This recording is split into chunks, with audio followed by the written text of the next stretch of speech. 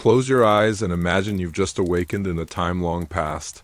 The hearth has gone cold, and the air that meets your skin is sharp with the memory of night. Your breath clouds faintly in the dimness. You don't have a clock. You don't need one. The day has begun simply because your eyes have opened and the rooster has crowed in the far distance. You smell smoke too, always smoke. It lingers in the walls and your clothes and even in your hair, though the fire has long since burned down to ash. That sound carries through the wooden shutters like a thread pulling you gently from sleep. You lie still for a moment, cocooned in the thick woolen blanket, its scratchy fibers worn smooth from years of use. The rough-hewn table where last night's bread still sits, the bench with the dented wooden bowls, the iron pot hanging from the firehook. The rope is stiff from the damp, and the winch creaks as you draw water, and place kindling with the practiced care of someone who's done it 1,000 times. Smoke curls upward, and slowly warmth begins to return to the room. The light, too, first orange, then yellow, as dawn climbs its slow way over the trees. The chill of it splashes your hands, making you flinch slightly. You listen to the sounds of your family waking, of birds in the thatch, of someone chopping wood in the distance. You feel the weight of the day begin to settle on your shoulders like a familiar shawl, one you've worn every day of your life. If there are lands where women wake with nothing to do but walk and read and dream. But you don't mind your world, not really. It may be small, but it is yours. Every pot and cloth and worn-down wooden spoon tells the story of your hands. You carry it home slowly, careful not to spill. The bread dough for tomorrow needs mixing. You'll grind the grain on the stone quern, your arms working rhythmically, your body swaying with the weight of it. You'll knead with hands already red from the cold. Then the washing clothes in the stream or boiled in a pot if they're too soiled. Your eldest daughter will help you with that. She's nearly as tall as you now. This water will wash faces, cook porridge, steep herbs, and scrub hands that have worked hard. Your husband is already gone. Off to the fields, most likely, before even the sky knew it was morning. You didn't hear him leave. He moves quietly. You give them bread soaked in milk and speak softly to them, not to frighten the day away. They eat in silence, and so do you. The bread is rough and sour, but it fills the belly. That's what matters. A man who knows how to live with the land and not wake it too soon.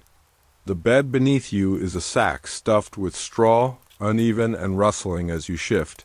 You'll spin wool if the children let you.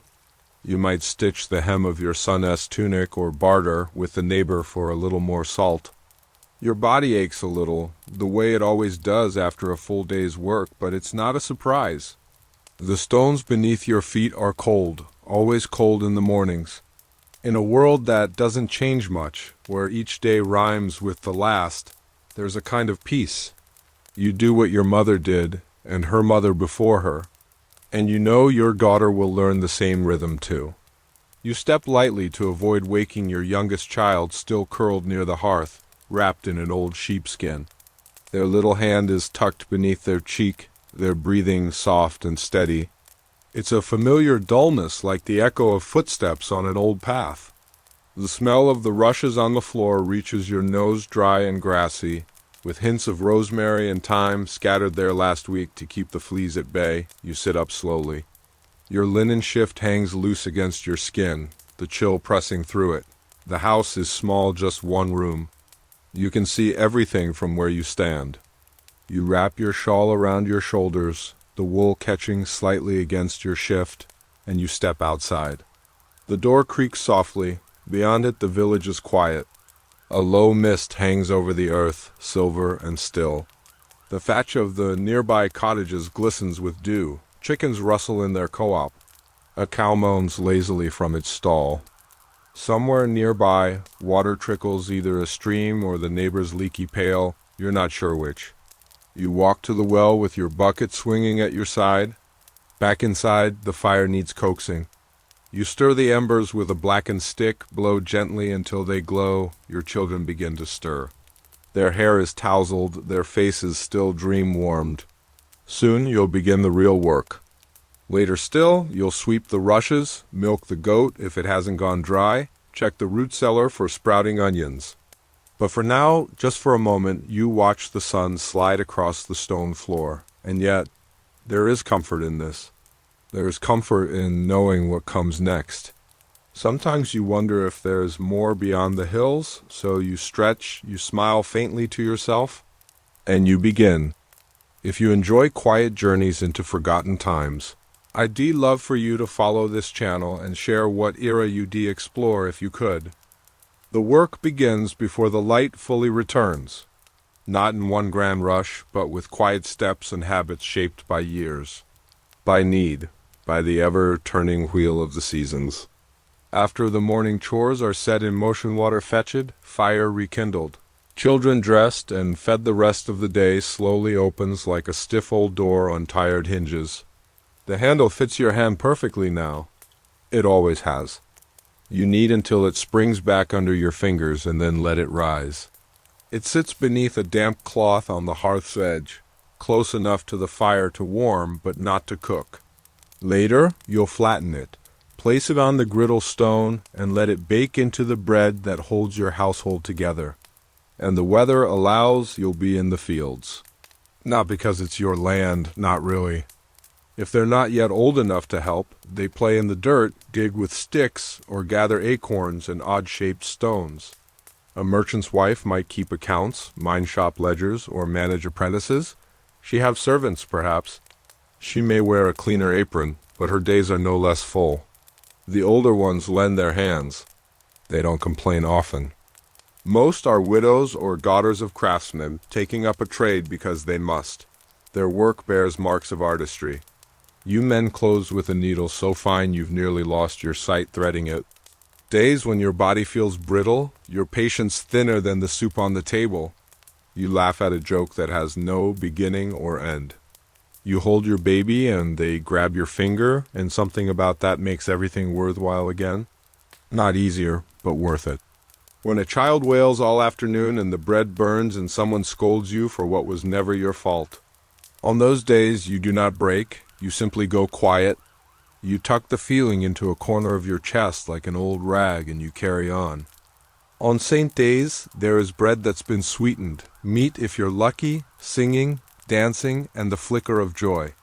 You look around the room and see the proof of your day in everything: clean faces, full bellies, folded cloths, and firewood stacked neatly against the wall. You braid your daughter's hair. You wash your face with lavender water if you have any left. You borrow a ribbon. You smile. You patch shoes with leather too stiff for your fingers. But your place is not just beneath, behind, or beside. Your place is everywhere. In the hearth's heat, the cradle's quiet, the field's furrow, and the loom's rhythm. You hold hands, change linens, whisper to saints. You rub the back of your neck. You clean the last bowl. You sit, finally, near the fire's dull glow and stitch a hem by memory. You work with urgency but calm. Panic is not useful. The task must simply be done. You sweep the rushes, scrub the bowls, salt the meat, turn the butter, steep the herbs. You empty the chamber pot and carry the slop to the pigs. Their fingers, though perhaps less calloused from fieldwork, are no less skilled. Like you, they've learned that, in this life, the sooner you start, the more gets done.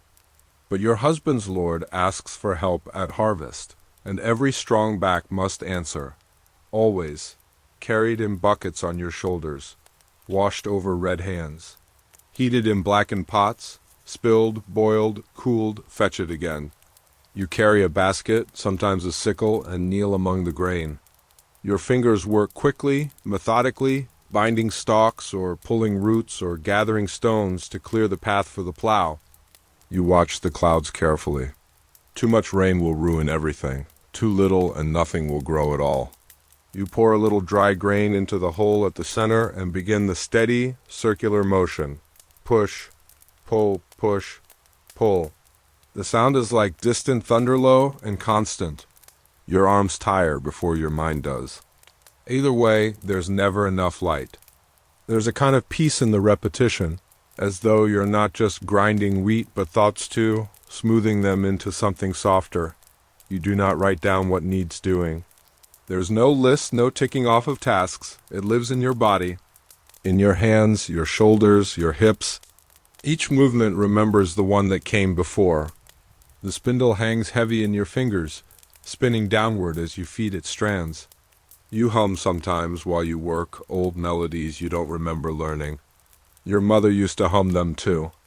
They feel stitched into the fabric of your being like the wool itself. The grain must be ground. You kneel at the cornstone, its surface worn smooth by hundreds of mornings just like this.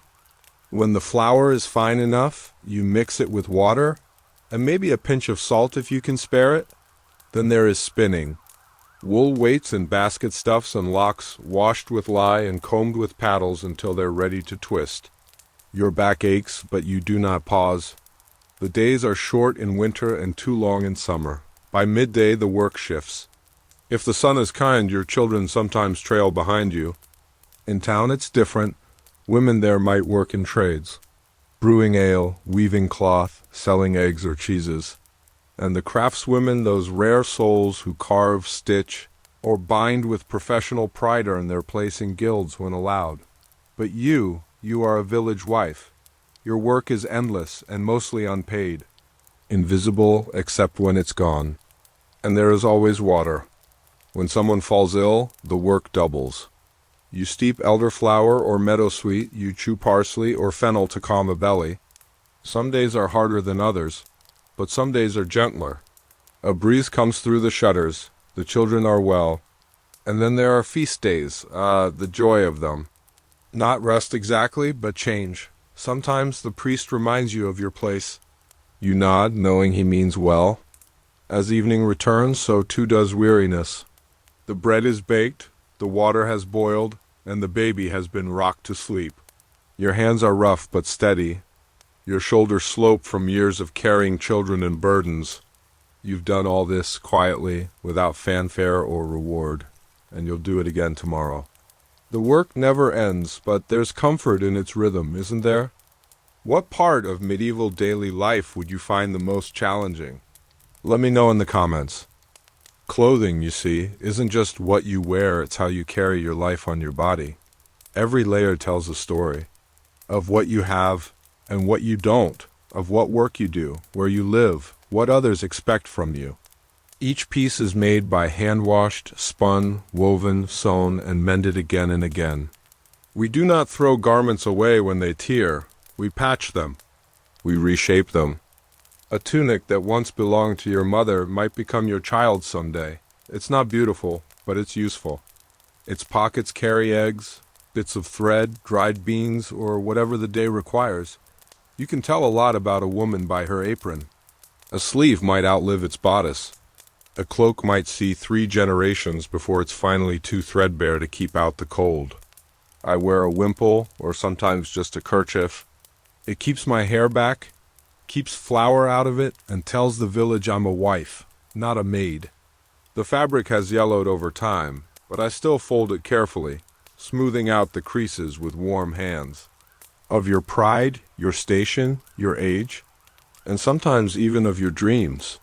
In my time, clothing is precious. She might have ribbons at her cuffs or little decorative clasps made of brass. Her shoes are better, her hems longer. She walks slower, not because she means to boast, but because she can. She owns time enough to stroll. He let me touch one, a deep russet wool, the color of autumn leaves. I still dream about it sometimes. The texture, the weight, the way it shimmered when the wind caught it. I dress in layers.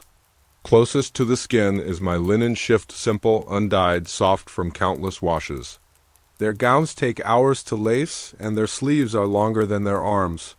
Sitting by the hearth, darning socks, patching elbows, replacing frayed ties.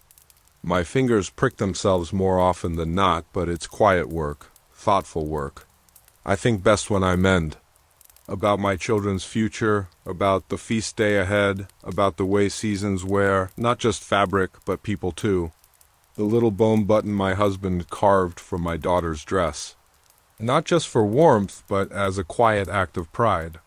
When they fray entirely, we use them to stuff cushions or polish pewter. Nothing is wasted. Every scrap has one more purpose, one more life. Like us, really. The faded embroidery I added to my shawl when I was carrying my second child, just a row of uneven daisies, their petals crooked but full of love, a piece of who I am. And though I'll never walk a royal hall in silk slippers or be remembered in painted portrait, it's an act of quiet pride, of continuity, of love. My thread is woven deep in the story of my family. A tiny patch of blue cloth hidden inside my bodice, a keepsake from my mother's wedding veil. They smell of rosewater, sometimes of almonds or cinnamon, a kind of strength. Our stitches are tight, our seams reinforced, our fabrics chosen for use, not show. When a cloak keeps out the snow or a kirtle dries quickly by the fire, that's beauty enough for me. We catch glimpses of them on holy days or when they visit the market with servants behind them. I used to wonder what it felt like to wear so many layers that you could hardly breathe. Linen keeps me cool in the summer, warm under wool in the winter. It's the one piece I try to keep cleanest, though it's no easy task. Over that I wear a kirtle like a long dress, snug at the waist, lace sometimes at the sides or front. If we can afford dye, it might be brown or faded green or even a dusky red. But most days it's the color of earth and hard work. I've learned how to soften it, how to brush it smooth with teasels, how to waterproof it with lanolin and careful weaving. The shawl I throw over my shoulders each morning smells faintly of smoke, and the edge is fraying. I stitched it myself when I was just 15. The sleeves are narrow, to keep them from dipping in the stew pot or catching in the spinning wheel. They lace around the ankle and always let in a bit of damp. No matter how well I try to patch them, I always know when rain is coming. My feet feel it first. Then comes my apron stained and worn, tied tight around my middle.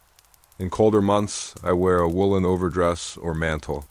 Wool is everywhere scratchy when raw, warm when worn. My shoes are made of leather, softened with lard and smoke-cured in a neighbor's cottage, and on my head always something. Hair is not often worn loose unless you are a child or a woman of poor reputation. But it's not only about warmth or modesty. Clothing speaks even when we do not. A merchant's wife, for instance, might wear finer linen, bleached near white. The noblewomen are another world entirely. Silks from distant lands, fastenings of silver, embroidery that tells stories. But now I'm not so sure. Our clothing may be humbler, but it carries something different. Still, I remember the joy of color. Once, a traveling dyer came to our village. He brought bolts of cloth-dyed green with weld and blue with woad. But even in dreams, I know it was not mine to wear. Instead, I find delight in small things. And then there's the mending. Oh, how much of life is spent in mending. When clothes grow too small, they pass down. When they grow too thin, they become rags. Clothing is not only something I wear, it's something I make, preserve, inherit. So when I rise each morning and tie that shawl around my shoulders, it's not just against the cold. Imagine pulling a woolen shawl over your shoulders. Would you prefer a woolen tunic or a finely embroidered linen blouse? Let your imagination choose. To love in my time was not always to choose. But sometimes love chose us anyway. That is the truth as I remember it. It is easy now to imagine love as something wild and sudden, like lightning or poetry. But for me, and for many women of my time, love was more like fire made from damp wood. You coaxed it, fed it carefully. He was a thatcher's apprentice then, tall and a little shy, with hands always full of straw. We saw each other on market days and feast days. I remember the way his eyes found mine across a room full of people and how something in me softened. Even if I wasn't allowed to name it then. He'd carry things for my father, offer scraps to my younger brother, find reasons to speak, even if it was only to ask the price of eggs. Sometimes it caught. Sometimes it didn't. I met my husband in spring, though we weren't allowed to call it courting, not formally. Just looked at the ceiling beams and whispered something about his mother's stew recipe. I laughed, quietly, and he laughed too. The fear softened a little then. Older widowers with land, merchants from far towns. And sometimes they are not gentle. Sometimes there is pain, tears, silence. I've seen that too. Not all marriages grow from kindness. I still remember the shape of their fingers, the way they smelled like milk and candle smoke. Grief lives quietly inside you after that. It never leaves, but neither does love. Later, we grew close, slowly, like plants bending toward the same patch of sun. I wore a garland of dried lavender and rosemary, more for luck than beauty. It means letting your husband eat first when the food runs short. It means teaching your daughter to stitch, even when your fingers are raw. It means giving over and over until there is almost nothing left, and then giving more.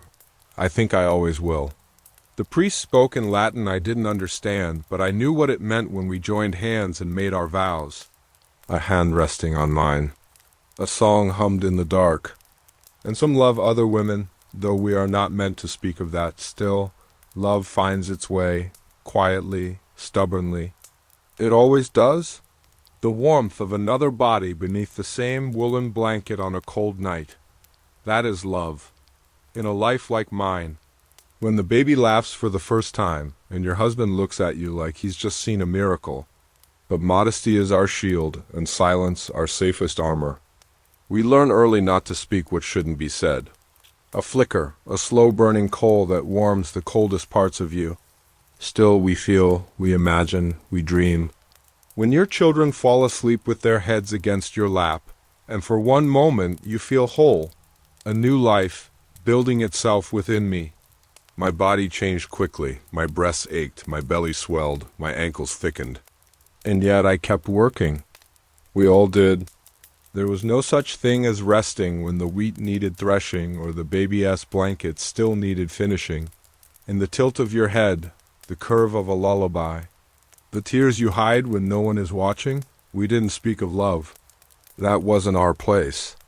I might speak a little bolder, hold my babies longer, kiss my husband before he left for the fields. But mostly I'd live just the same.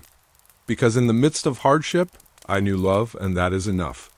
But I remember the first time he touched my wrist, just to help me into the cart. And the warmth from that stayed longer than it should have. For many girls, marriage came early.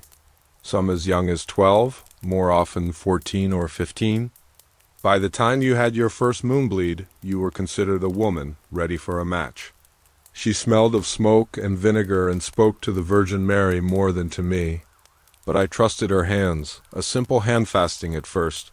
Then a proper church wedding, witnessed by neighbors and saints alike.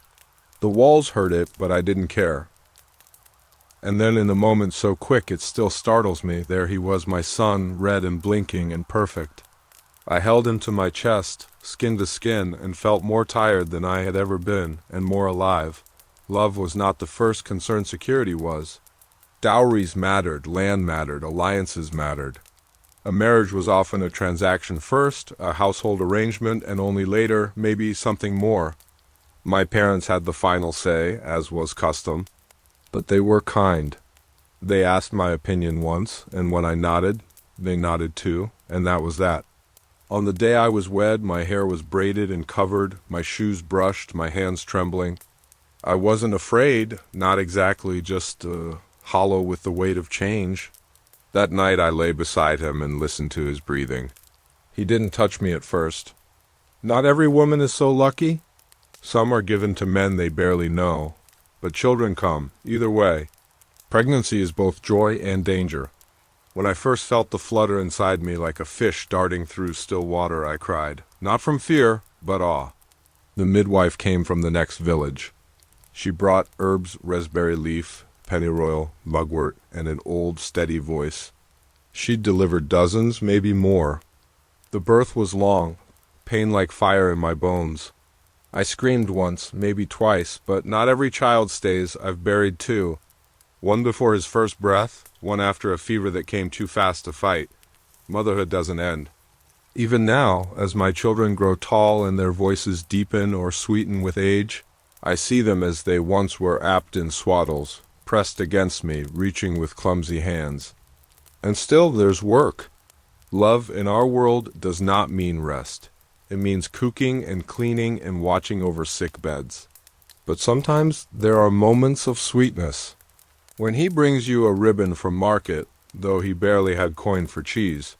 Those are the moments I carry with me, not the grand gestures, the quiet ones. Of course, not all women marry. Some join convents. Some remain with family. Some care for others' children as wet nurses or governesses, and what of desire? That too lives among us.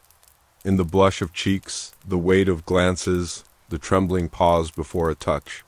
To be a woman in my world is to carry love in secret places. Marriage may be duty, but love, when it comes, is something else entirely. A gift. If I could live it all again, I don't know if I'd do much differently. If you lived then, would you have married for love or duty? Share your thoughts with me. I still remember the scent of thyme and garlic, crushed together in a wooden bowl. We kept that bowl near the hearth.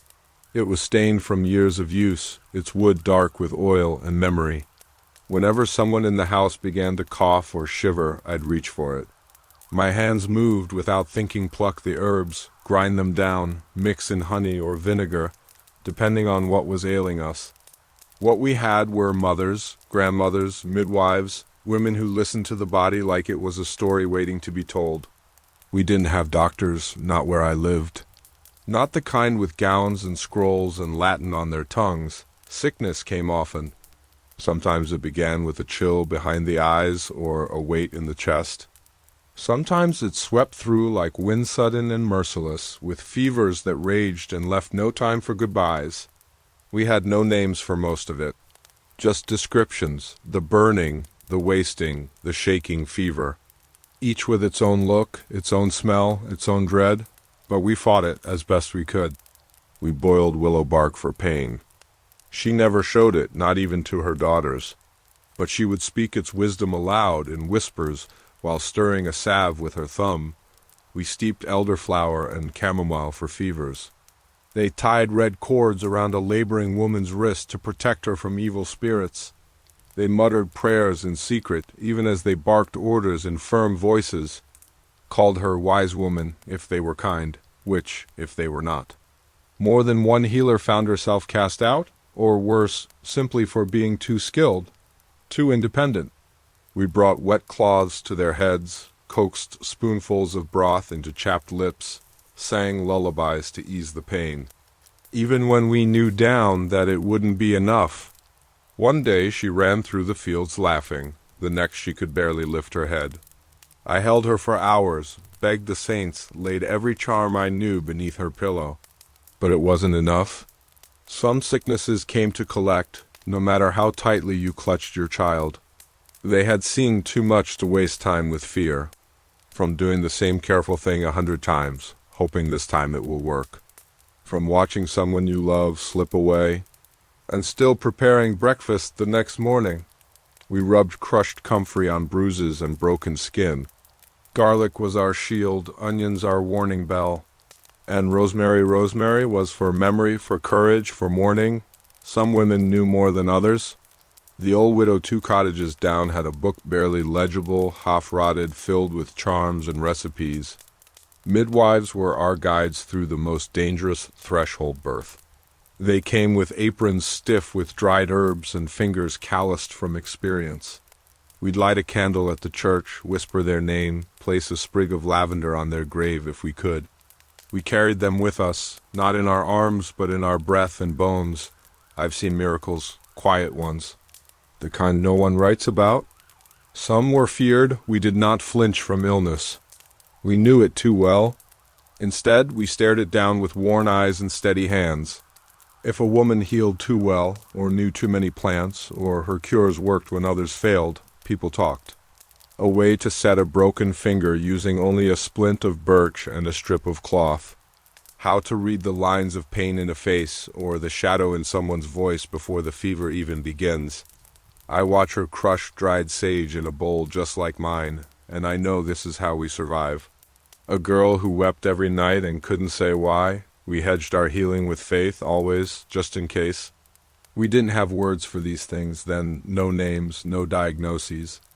Only worry, and the hope that time, prayer, or a strong broth might bring them back to us. Still, we didn't stop. When someone we loved fell ill, we rose in the dark, lit candles, knelt beside their bed, and waited. Children were especially vulnerable. A cough could steal them in a night. A fever could rise too high before dawn. I lost a daughter that weighed barely 5, hair like wheat in sunlight. And yet, even through loss, we carried on, because there were others who still needed tending. There's a strength in that, a quiet one, not the kind sung by bards or carved into stone, but a strength born from patience, from sleepless nights. We had little time to grieve. There were mouths to feed, floors to sweep, wounds to wash. Life didn't pause for sorrow, but it did leave space for memory. Some illnesses were not of the body, but of the spirit. A woman who stopped speaking, a man who stared at nothing for days. We turned to saints. When herbs failed, Saint Apollonia for toothache, Saint Dymphna for madness, Saint Margaret for difficult births. We hung charms, touched relics, tied little bells to our children's tunics. Sometimes I wondered if the saints heard us. Other times I believe they did, especially when a fever broke just before dawn or a child's color returned after a sleepless week, and through it all we leaned on each other. Women sat with women, held hands across sickbeds, brought soup, combed hair, whispered songs. I learned most of what I know from my mother, and she from hers. A recipe for cough syrup passed down like a family heirloom. And now I teach my daughter where to find yarrow, how to brew nettle tea, how to make a poultice from plantain and lard, not just through luck or faith or even medicine, but through care, through women who remember, who sit beside pain without running from it, who carry time in their pockets and courage in their hands. So if you ever find yourself in a world like mine, cold, damp, uncertain, remember this: you don't need to be a healer in name. You only need to show up, to hold someone's hand, to learn what grows by the roadside, to pass on what you know, and maybe to carry a sprig of rosemary just in case. Which healing herb do you think you'd carry in your apron pocket? The bread is still warm from the oven. The fire crackles in the hearth, casting long, dancing shadows on the low-beamed ceiling. Outside, the night hums with insects and distant laughter. Inside, someone begins an old tale, the kind you only half remember but know by heart. It is festival time. And in a life full of work and weariness, this is joy. Not loud, garish joy. Not the kind of celebration written down in books, but the kind you feel in your bones. The kind that comes when the fields have been sown or the harvest brought in or Lent finally ended. When your back aches, but your spirit lifts, because tonight there's music, and tomorrow no work. The dew on the grass was cold on my bare feet, but I didn't mind. We danced around the maypole, ribbons in hand, and the young men laughed and stumbled in their boots. Someone brought out a jug of cider, and someone else had made sweet cakes with honey. We sang, we danced, we forgot ourselves, just for a while. I remember the first time I wore flowers in my hair. It was May Day, and we rose with the sun. These days were marked on the calendar not in ink but in stories. The Feast of St. Martin, when we roasted the goose and shared cider spiced with cloves. Midsummer, when we jumped over fires and tied wishes to branches. All Hallows Eve, when we carved turnips into faces and left food on the doorstep for wandering souls. Each festival had its rituals, some blessed by the church, some far older. At Candlemas, we blessed the wax that would light us through the dark. At Lammas, we baked the first bread from the new wheat and brought it to the altar in thanks. On Shrove Tuesday, we ate as richly as we could pancakes. If we were lucky before the long hunger of Lent, it wasn't just about religion. It was about rhythm. When the priest tripped over a goose in the churchyard on St. Swithin's Day, laughter was precious, and so we cherished it. About marking the seasons with more than toil.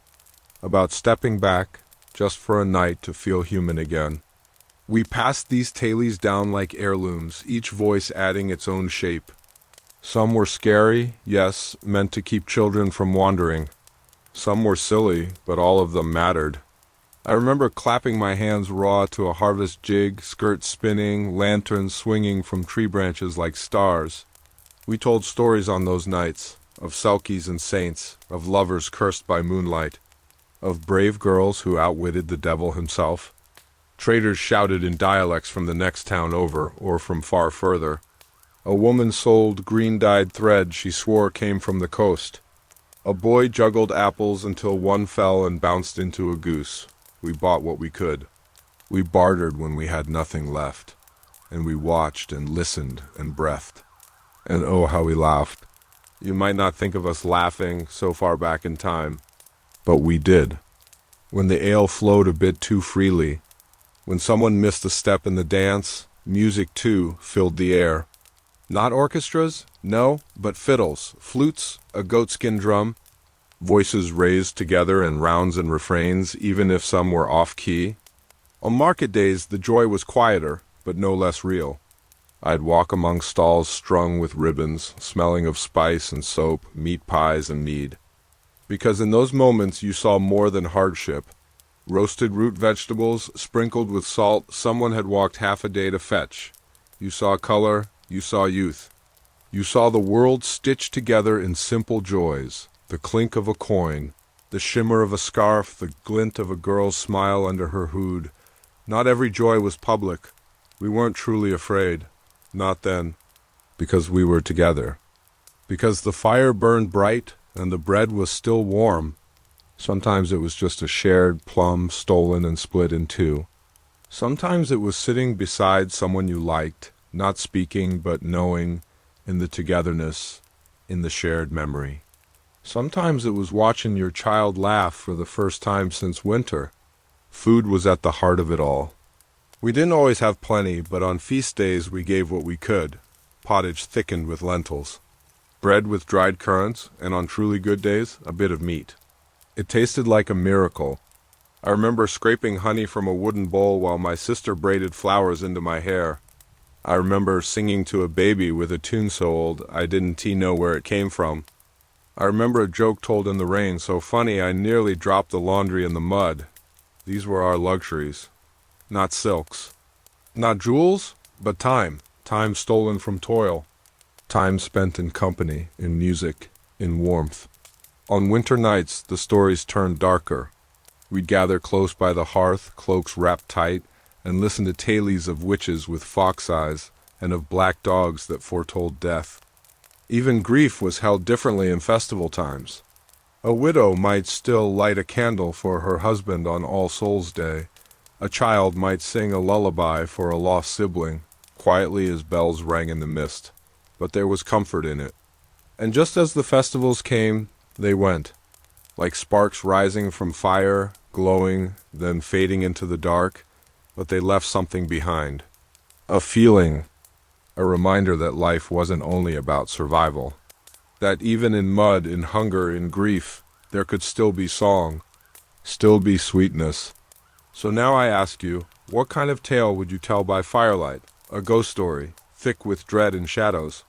Or a soft love story, with a smile at the end and a tune you hum as you fall asleep? Whatever your choice, know this. Even long ago, even in the hardest times, we made room for joy. Not in spite of life's weight, but because of it. Because sometimes the bread is warm, the fire is bright, and someone somewhere is just beginning an old tale you almost remember. What kind of tale would you tell by firelight? A ghost story or a song of love? Even when no priest was near, I still spoke to the Virgin in the dark, not loudly, not with perfect Latin, just a whisper beneath my breath, a familiar plea, a thank you, a small hope sent upward like smoke. Because in my time, faith wasn't a choice, it was the air we breathed. It lived in the bread we baked, the bells that rang at dusk, the ash we crossed on our foreheads once a year. It wasn't only in the churches or beneath stained glass, though those were beautiful, yes, but more often it was in the quiet, the ritual, the rhythm, that the pattern of it still wrapped around me like a shawl. The scent of beeswax candles, the hum of the hymn, the creak of the pews as we knelt and rose and knelt again. I didn't always understand the words spoken at Mass. They were in Latin, sung or mumbled by the priest who stood with his back to us. Some people think we feared God, and maybe we did a little. but because it reminded me that someone else had suffered too, someone holy, someone who, like me, had been tired, afraid, human. We crossed ourselves before we traveled, before we ate, before we gave birth. She felt close, like a sister or a friend, a splinter of wood said to be from a saint's staff, a bone fragment. I had a ribbon ID tied to a tree branch near the well, a silent offering just for her, but tiny pieces. A scrap of cloth soaked in oil that had touched a holy shrine. Storms could destroy crops. Illness could sweep through the village in a week. Children could be taken before they spoke their first full sentence. We lit candles for protection, drew crosses on doorways, left offerings at old stones in the woods, just in case.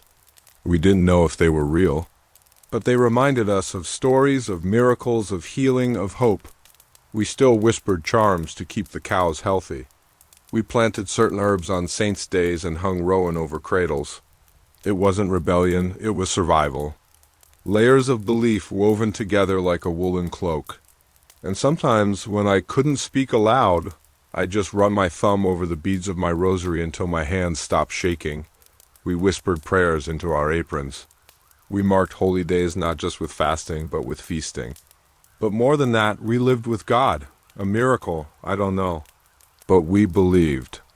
He was in every task, the plucking of herbs, the kneading of dough, the mending of tears. We carried an old statue of Saint Swithin, his face worn smooth by fingers and time. We begged him for rain, laid Layla at his feet, and 3 days later the clouds opened. Was it coincidence? I had a little painted cross on the wall above my hearth. Most of us feared pain in this life far more than punishment in the next. It wasn't fancy, just wood and pigment, but I looked at it each morning, not because I expected answers. Walking the same path to the chapel on our knees when our child was ill. I prayed to the Virgin Mary more than anyone else. She was a mother. She knew about scraped knees and broken hearts and nights without sleep. Some women carried relics. The stories were sharp, of witches, of demons, of eternal fire, but they weren't the whole of it. Not grand ones, not the kind locked in golden boxes in the cathedral, saying the same blessing, and we needed hope. The whispered blessing tucked into the bread as it baked. The wearing of a saint's medal sewn secretly into a bodice.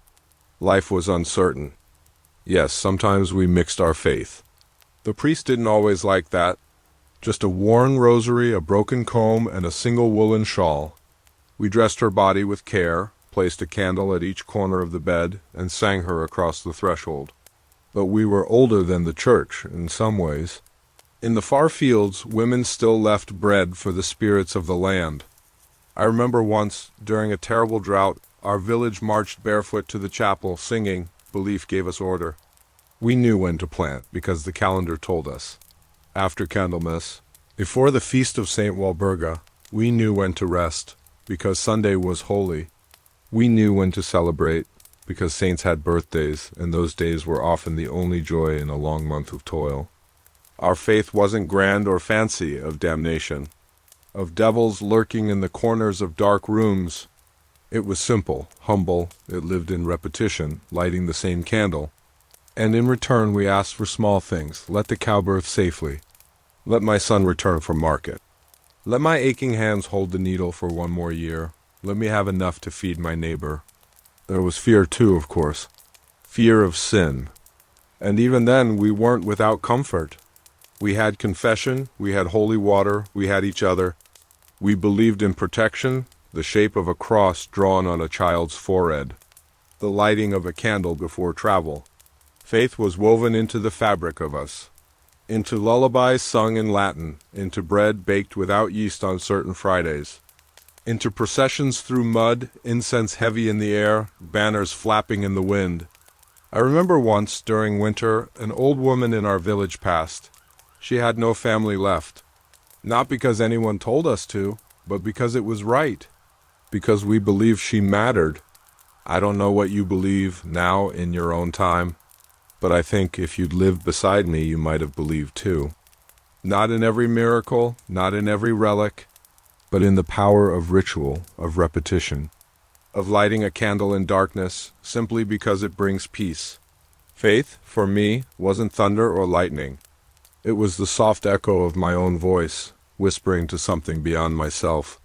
It was kneeling beside a field and thanking the soil. It was seeing my daughter place rosemary on the grave of her friend, then smiling up at me, brave and quiet. So tell me, would you have found comfort in the rituals, the prayers, the ancient superstitions? Or would it be the silence between them, the soft glow of the chapel at dusk, the warmth of a hand on yours, that made you believe? The aches are more familiar now. They move through my bones with the rhythm of old songs. A dull pull in the knees before rain, a stiffness in the hands before dawn. But pain has become a quiet companion, and peace an unexpected gift. There was a time I feared growing old. I imagined it would be all loneliness and decline, the body weakening, the world moving on without you. But now that I am here, in this autumn of life, I see things differently. I wake early, not from duty, but habit. The hearth is cooler than it once was, the benches worn smooth. There are fewer voices at the table, and sometimes none at all. The house is still. I move more slowly now, my fingers brushing familiar walls as I pass. But silence is not emptiness. It is memory. The day begins with warmth, not from fire, but from thought. I remember what it felt like to carry a child against my chest, small and wriggling. What it felt like to braid my sister's hair while she chattered about boys and berries. What it meant to see a man's eyes meet mine across a crowded spring festival. All these moments return to me in the stillness. They are not gone. They are mine. Widowhood came quietly. There was no wailing. No tearing of garments, just a long exhale. He had grown thin in the end, my husband, like wax left too near the flame.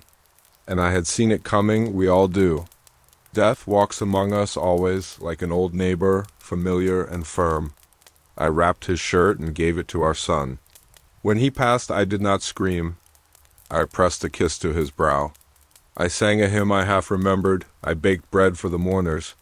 Grief is a visitor who never quite leaves, but you learn to make her tea. You learn to let her sit quietly in the corner while you sweep or mend, until you reach across the bed and find only cold.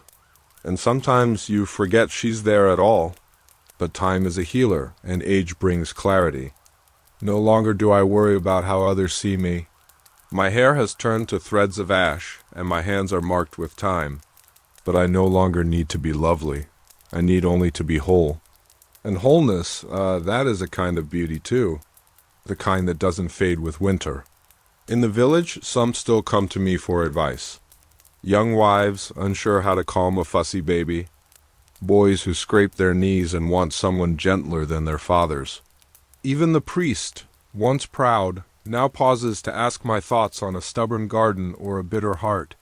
I tell them what I know. I do not shout. I do not boast. I have learned that wisdom, when spoken softly, echoes further. I wear simple things now, wool shawls well mended. A brooch from my mother. I have no need for frills or beads. I have worn silks and rags, danced barefoot and marched in mourning. And I have found that peace doesn't wear jewelry, it wears patience. Sometimes the younger ones pity us, the old. But I do not want their pity, I want their curiosity. Ask me what it was like to fall in love. Ask me what the fields smelled like in summer when I was 20. Ask me how it felt to give birth, to grieve, to laugh until I wept. Because I remember it all. And that, my dear, is the secret. Aging does not erase, it collects, like a river gathering all its streams. Like a cloak sewn from many pieces. Yes, there are things I miss. I miss running. Not walking, running. I miss tasting a strawberry and not thinking of how many are left. I miss my mother's voice when I was too sick to rise. I miss the feeling of someone watching me just because they wanted to. But I also have gained much. I know how to wait now. How to sit in silence and feel no shame. How to watch clouds shift and feel content. How to let a child cry without needing to fix everything. I have learned that joy isn't always loud. Sometimes it is the feel of the sun on tired skin. Sometimes it is the sound of bread crust cracking under your thumb. Sometimes it is just knowing that tomorrow the sky will be there. I spend my days quietly, in the garden if my knees allow, spinning thread though my eyesight fails, feeding chickens, humming a song no one else knows. When the wind is kind, I walk to the edge of the village. There is a stump there, near the bend in the road. I sit and watch the children chase each other, the men carry firewood, the girls giggle with secrets, they rarely see me. And that's all right, I do not need to be seen to see. I do not need to be heard to hear. I have become the watcher now, the witness. Some fear aging because they believe it brings loneliness. But loneliness, I have found, comes not from being alone, but from being unseen. And in my little world, I am still seen. By the neighbor who brings me warm milk. By the child who waves each time she passes. By the cat who curls against my skirts. And even if no one looked my way again, I would still see myself, because I am not only the woman who is old. I am also the girl who climbed trees, the wife who cried into a newborn's hair, the friend who held your hand during the thunderstorm, the sister who danced barefoot in the barley. I am all of her, still, so if you ask me whether aging is sorrow, I will say, sometimes. But more often it is softness, a gentle peeling away of the unnecessary, until only the true things remain, love, memory, kindness, bread, warmth.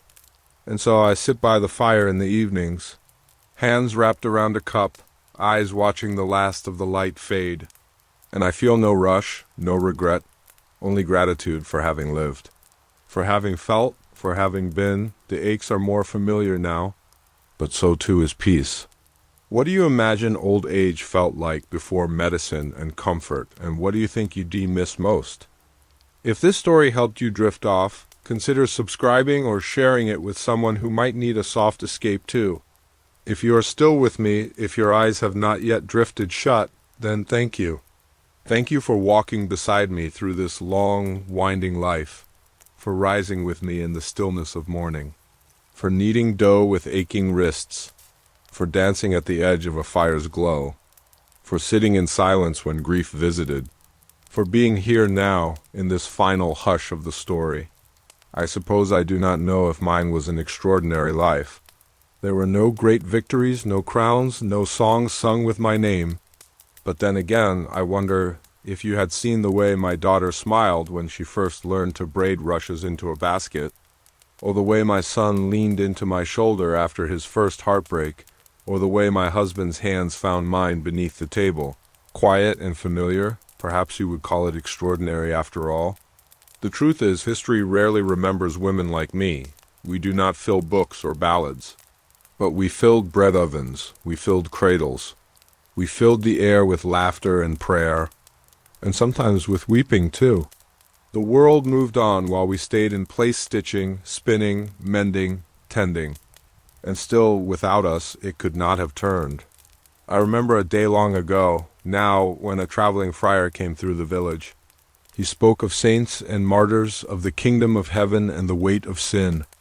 And when I asked him gently whether peeling apples and nursing sick children could lead one to heaven, he paused. And then he said, yes, for the kingdom of heaven is stitched into the small things. I never forgot that. Because we are made of small things, aren't we? A worn wooden spoon passed down from a grandmother. A lullaby that survives only in the hum of your voice.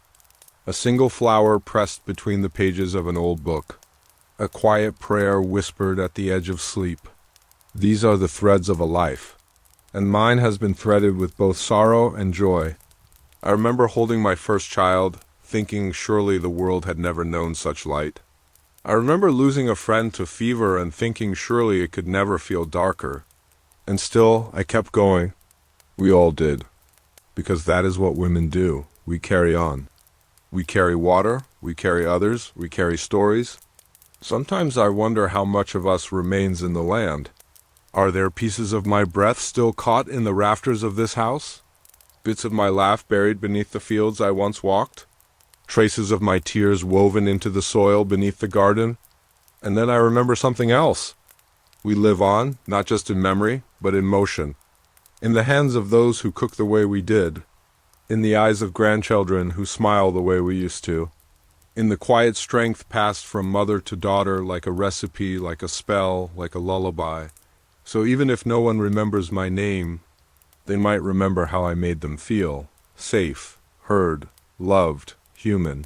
That, I think, is enough. And now, if your eyes are heavy, I won't keep you.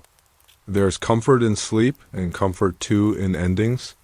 But before you slip into dreams, I want you to know that this life, even in its ordinariness, was full. And that fullness did not come from glory. It came from giving, a warm blanket shared, a loaf of bread cut in two, a song sung just to soothe. History remembers kings, but I remember the soft weight of my child's hand in mine. And I would not trade that for any throne, so rest now. Let the fire fade to embers. Let the wind hum gently at the shutters. Let the past become a pillow beneath your head. You have walked far with me. And wherever you are, whoever you are, know this, even the quietest life can echo through time. If this story helped you drift off, consider subscribing or sharing it with someone who might need a soft escape too.